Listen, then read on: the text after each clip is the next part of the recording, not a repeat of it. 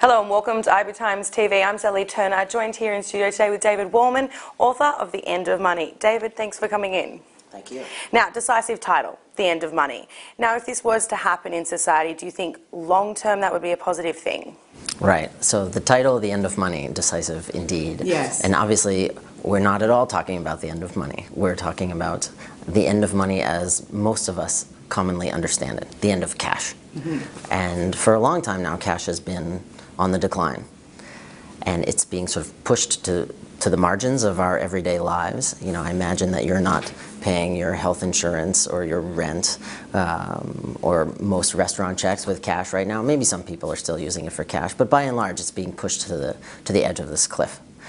And a few years ago, I started to read about the costs of making pennies and nickels, which in the US right now costs more to make a penny than the value stamped onto the item.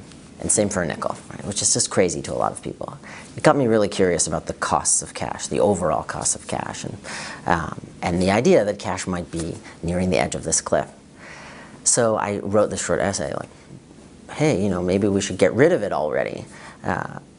Movies, books, music, everything's going to the digital realm. What about cash already? The response was thundering and not very happy necessarily. All kinds of people really came out of the woodwork. Who was sending those emails? What kind of groups do you think are opposing your book right now? Okay, let's tick through some of the haters.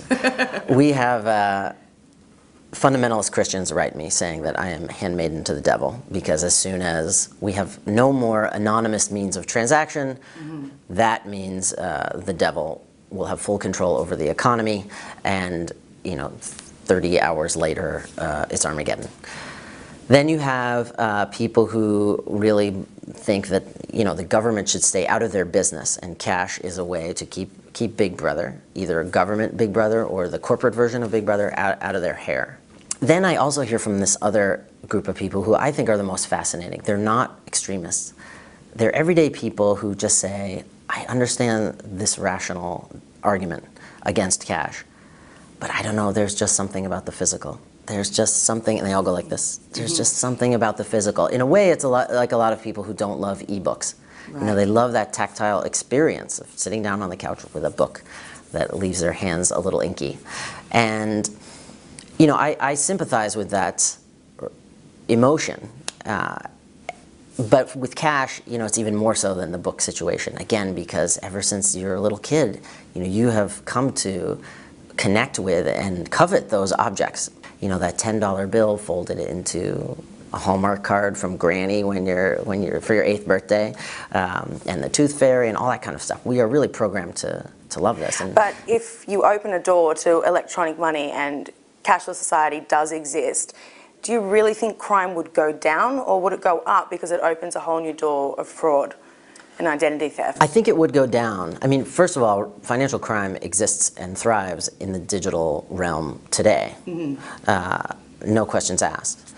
But the category of criminals who you are either putting out of business or making business a lot tougher for are thugs and knuckleheads, right? So in the United States, we had 10,000 bank robberies over a 2-year period recently. That's just thugs chasing after pieces of paper, let alone, you know, the stick up at the local grocer or muggings on the street, right? That's all people who just want to grab some cash. So if you take away the cash, that incentive, there's no way that all of those goons have the tech-savvy ability to kind of pivot and say, oh, well, now I'm going to become a hacker and start hacking into digital accounts. So it's like eliminating a type of criminal. It's eliminating a type of criminal, right. and it's just making business harder for them. There's a moment in your book where it becomes physical, and you talk about this moment of anxiety when thinking about all the germs on the money, the cocaine residue. Is that something personal, or is that something you think we should be worried about? I don't think we should be worried about it, but I think you know, there's a juxtaposition there that, if nothing else, is kind of enjoyable, if not a little weird, right? I mean, what other objects are there out there in the world that you're going to see in the gutter from across the street and, like, you know, swim your way over, get your hand down in the muck and take it, not only take it out of the gutter, but then tuck it into your wallet, you know, next to pictures of your children and your gym membership card, right? And it's like this proud sense of ownership over this thing that's filthy, you know, covered in germs, cocaine residue, the rest of it. It will not be a vector for you know, Contagion, a la the latest, you know, Hollywood thriller about a global contagion wiping out a third of humanity. Never Nothing say like never. that. Never say never. It has actually. There's a fiction novel that I mentioned in the book that uses this as a plot line. That banknotes are a means to transmit this terrible disease. It's probably not going to happen. Or I would worry about something else first. And this may be eighth. But that being said, they are gross. During my year of trying to avoid cash and not even touch the stuff, certainly the germ phobe in me kind of became more and more exaggerated, and even my wife was like, enough already, I get it, I know it's gross, I'll wash my hands in a minute after paying the babysitter, but... And speaking of that year where you did actually try and stay away from money, what were some of the main obstacles, like what was the hardest part of it? Well, no question was when I flew to India to research the mobile money revolution that is underway in the developing world, where people are using their phone as a means to transact and as a means to access bank accounts.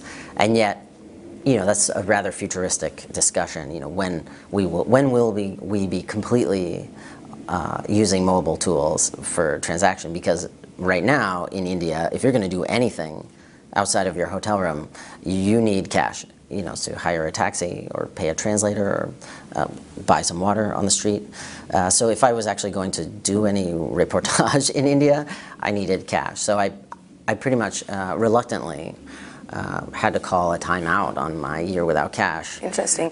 Now you've gone all over the world and spoken to a number of many interesting people about what is cash, what is money. What has been the most interesting response you've got? Aside from people who think that I'm in cahoots with Satan or a shill for the credit card companies? One of the most interesting perceptions of money, like that you find fascinating, that you maybe not have thought of it before, like that. I traveled to Iceland for one chapter of the book to explore sort of their banking crisis that they had over there and look at the fate of the krona through the lens of cash specifically, right? What would happen if Iceland dumped the krona and jumped on the euro? At the time, they were thinking about doing that. Even though now that sounds totally crazy, and they're like, whew, thank God we're not on the euro. At the time, they were. So I went over there to speak to the woman who designed the artwork for Iceland's banknotes. You know, this heritage you can hold in your hand, is how she put it. And it was a very elegant way to describe how we feel about money.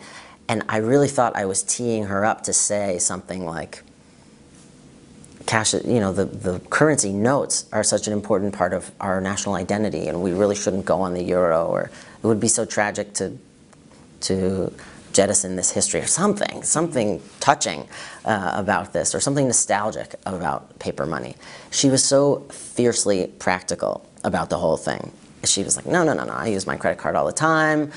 If we have to go on the euro and it makes more sense, we should go on the euro. And the French aren't any less French because they use the euro, is what she told me. Yeah. And so, you know, there's something special about the greenback, sure, but I think that, you know, once we stop making $100 bills, maybe collectors will enjoy them more because their value will just shoot up all of a sudden. So I don't think they'll be gone. You know, we can have them in museums all over the country, for that matter. If society were to go cashless, when do you think that would happen? 4 years? Of course not. 14 years? Probably not. After that, though, now we're into sort of the 24-year realm.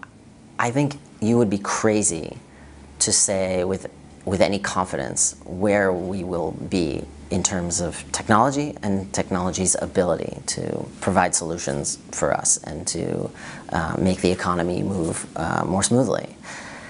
Just look where we were 24 years ago when it comes to digital technology and digital tools. So, you know, that's my sort of punt of an answer. It's a kind of punt, right? I do think that what's going to happen, though, is there is never going to be some deliberate government effort to end cash. You know, as of June 1st, 2019, we will have nothing like that. It'll phase out. It'll phase out. It's going to be like pay phones.